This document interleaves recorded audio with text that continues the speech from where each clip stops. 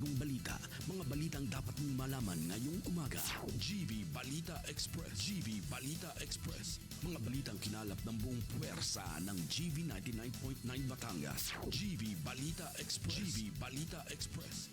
Mga balita sa loob at labas ng Timog Katagalugan. GV Balita Express. GV Balita Express. Narito na ang GV Balita Express. Magandang umaga mga ka-vibes. Kayo ay nakatutok sa GV Balita Express sa programang Good Vibes Morning. Kasama niyo po ang inyong lingkod, DJ Frankie, at kasama rin natin sa kabilang linya, DJ Joey Boy, to keep us GV informed, GV aware, and GV updated. Muli ito po ang GV Balita Express. 6:40 a.m. on the clock Philippine Standard Time, hatid sa atin ng RightMed. Dahil gusto ng RightMed na gumaling kayo. At dako na tayo sa ating headlines balita. ASEAN itinulak ang self-restraint sa gitna ng sigalot sa South China Sea. PNP CIDG mag-i-issue ng subpoena laban kay Senator Bato de la Rosa sa EJK case. DSWD formal nang inilunsad ang Tara, Basa Tutoring Program. Gasolina, posibleng maging mas mahal muli kaysa diesel at kerosene ngayong linggo. Para sa detalye ng ating balita, ASEAN itinulak ang self-restraint sa gitna ng sigalot sa South China Sea. Para sa detalye ng ating balita, DJ Joey Boy, pasok! GV Balita Express. DJ Frankie, nananawagan muli ang ASEAN sa 2026 summit ng self-restraint sa South China Sea. Sa chair's statement, binigyang diin ang pagpapanatili nitong bilang mapayapa, matatag at maunlad na rehiyon. Tinalakay ang sitwasyon sa lugar at iginiit ang pagpapalakas ng tiwala at pag-iwas sa mga hakbang na makapagpapalala ng tensyon. Nanawagan din sila sa mapayapang resolusyon alinsunod sa UNCLOS at seguridad ng mga barko at seafarer. Suportado rin ng ASEAN ang Code of Conduct o COC talks para maiwasan ang sigalot. Sinabi ni Pangulong Ferdinand Marcos Jr. na ang ASEAN Maritime Center sa Pilipinas ay para sa kooperasyon at hindi laban sa kahit anong bansa.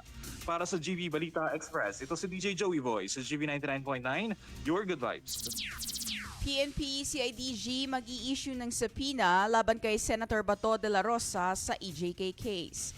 At ang iba pang detalye ng balita. GV Balita Express. Maglalabas ng subpoena ang PNP CIDG laban kay Senator Ronald Bato de la Rosa kaugnay ng alegasyon ng extrajudicial killings sa Davao Region. Ayon sa DILG, hindi ito warrant of arrest kundi utos para sa mga pagdalo sa investigasyon ng House Quad Committee tungkol sa kanyang naging posisyon bilang Davao City Police Office Director at Davao Region Chief. Sabi ni DILG Secretary Juanito Victor John Vic Remulla na may mahigit 100 na reklamo ng EJK na kaugnay ng kanyang termino ang iniimbestigahan. Nilinaw din niya na walang arestuhan at subpoena lamang ito para sa investigasyon. Hindi kaugnay ang ICC warrant na wala pa namang kumpirmasyon. Nasa Davao Region si De La Rosa at naabisuhan na sa subpoena. Naka-alerto rin ang mga airport at seaport habang may karagdagan subpoena pang ilalabas. Ayon kay Remulla, layunin ng investigasyon na panagutin ang mga posibleng sangkot sa EJK at linawin ang pananagutan sa operasyon noon. Para sa GV Balita Express, ako po si DJ Frankie sa GV 99.9, Your Good Vibes. At BSKE 2026, diretso sa paghahanda sa kabila ng panukalang postponement. Ang iba pang detalye ng balita hatid sa atin ni DJ Joey Boy. GV Balita Express. DJ Frankie, mga ka-vibes, handa na ang Commission on Elections o COMELEC para sa 2026 Barangay at Sangguniang Kabataan Elections o BSKE na nakatakdang idao sa Nobyembre 2 ngayong taon. Sinabi ni COMELEC Chairperson George Garcia na nasa 90 hanggang 95% na ang kahandaan ng ahensya dahil na-imprenta na ang mga balota at ilang kagamitan na lamang ang hinihintay na mabili.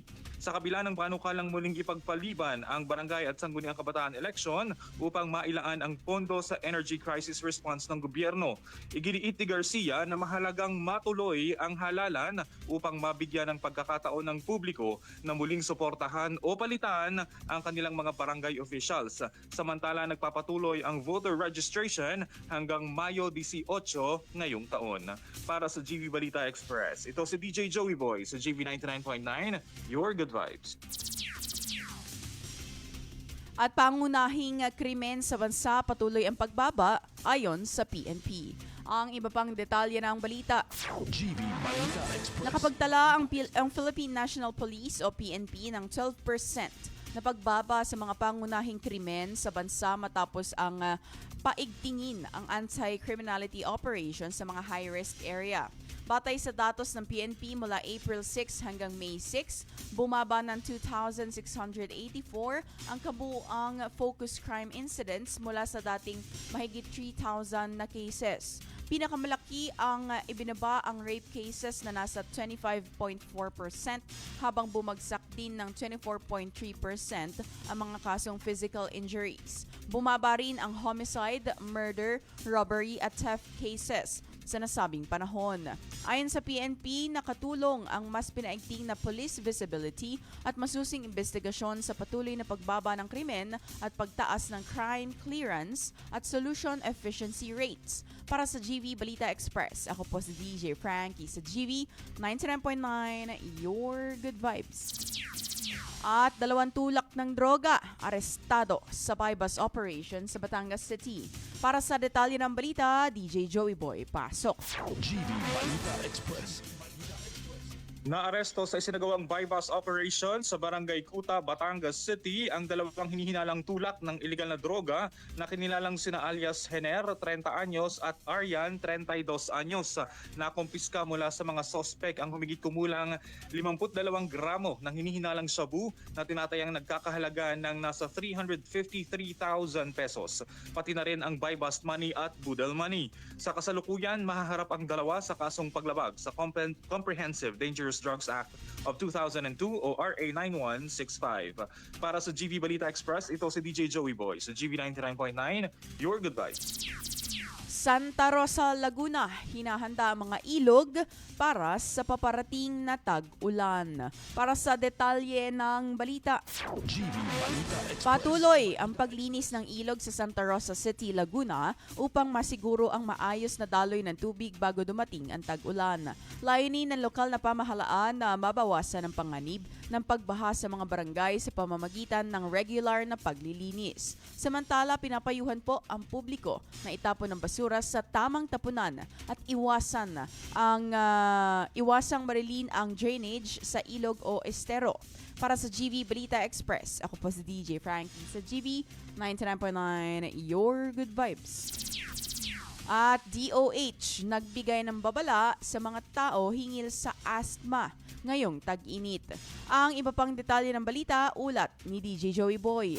GV Balita Express.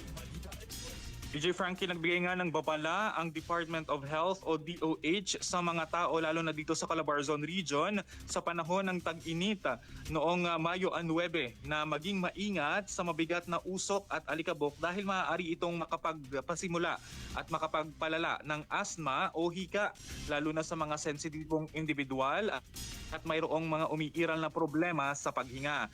Ayon sa ahensya, ang asthma ay kondisyon kung saan namamaga at sumisikip ang mga daanan ng hangin sa baga dulot ng mucus na nagiging sanhi ng hirap sa paghinga at maaari itong makontrol sa pamamagitan ng inhaler, nebulizer at mga anti-inflammatory na gamot upang mabawasan ang papamaga at maiwasan ang matinding pag-atake. Samantala, pinayuhan din ng departamento ang mamamayan na agad magpakonsulta sa doktor upang matukoy ang dahilan ng hika at malaman kung paano maiiwasan ang mga triggers gaya ng init ng panahon, alikabok at polusyon.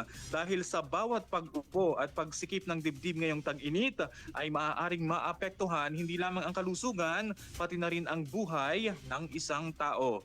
Para sa GV Balita Express, ito si DJ Joey Boy sa GV 99.9, Your Good Vibes.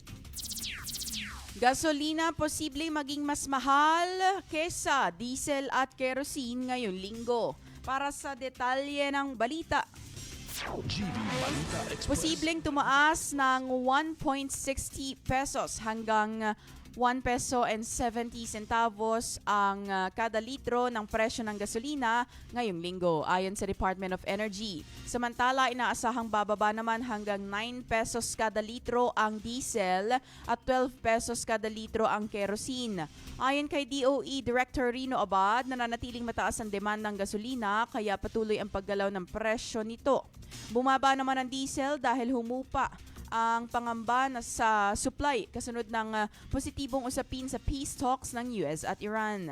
Inaasahang ilalabas ngayong Lunes ang pinal na presyo ng adjustment at ipatutupad kinabukasan. Kapag natuloy, posibleng muling mas mahal ang gasolina kaysa diesel. Para sa GV Balita Express, ako po si DJ Frankie sa GV 99.9, Your Good Vibes. At para naman sa ating weather update, Tropical Depression Kaloy posibleng maging LPA habang palayo sa bansa. Ang iba pang detalye ng balita, ulat ni DJ Joey Boy. GV Balita Express. Mga ka-vibes, patuloy na humihina ang Tropical Depression Kaloy habang nasa bahagi ng Philippine Sea sa silangan ng Caraga. Batay yan sa inilabas na 5 p.m. Tropical Cyclone Bulletin ng Pag-asa kahapon, Mayo Agis. Namataan ang bagyo sa layong 680 kilometers sa silangan ng Surigao City, Surigao del Norte.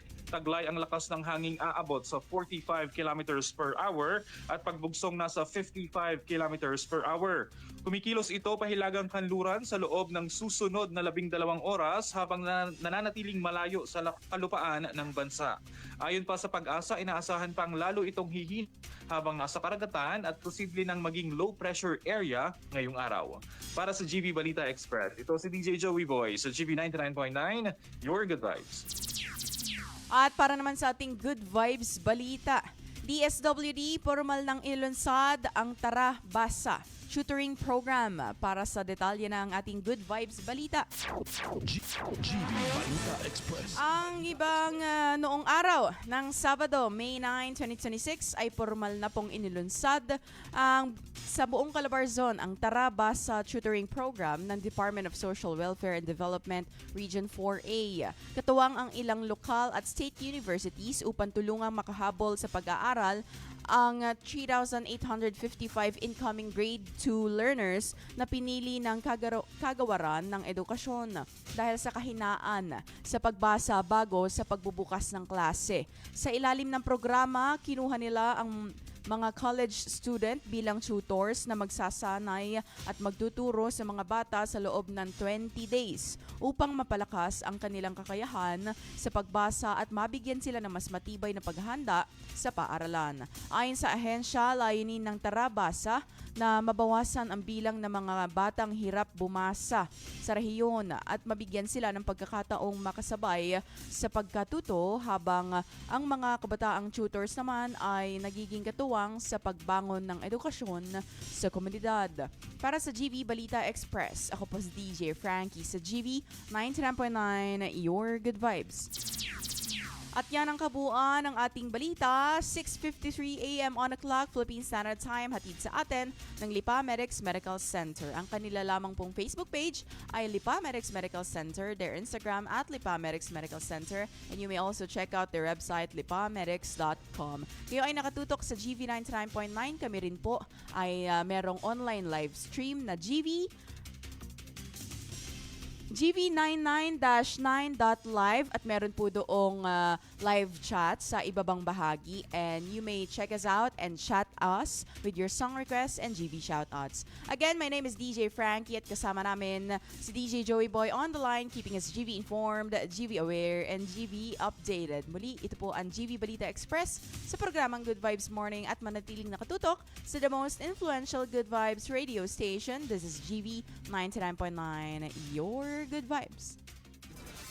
GV Balita Express. GV Balita Express. Magandang umaga po sa lahat na nanonood sa ating Facebook live stream. Malaman ngayong umaga. GV Balita Magandang umaga po sa lahat na nanonood sa ating Facebook live stream. Have a great day po. Happy Monday sa ating lahat and God